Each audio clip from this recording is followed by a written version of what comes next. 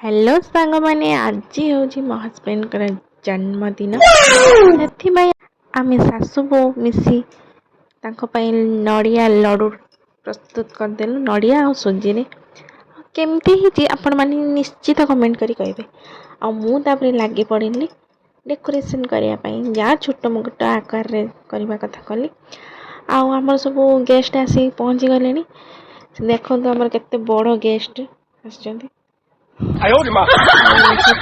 समस्ते आसके चिकेन कराला चिकेन पुणी आम बर्थडे बॉय करेंगे बोली कहले कहनी हाँ ताने करवा चलो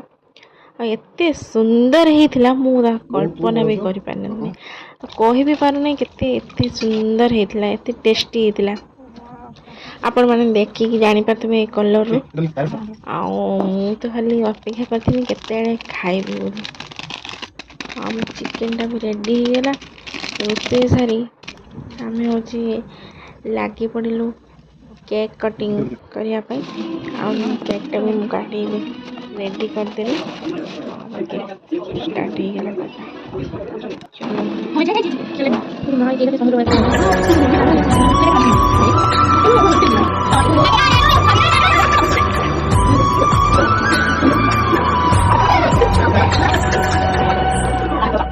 स्टार्ट आम केक कटिंग सरला आम खाई पी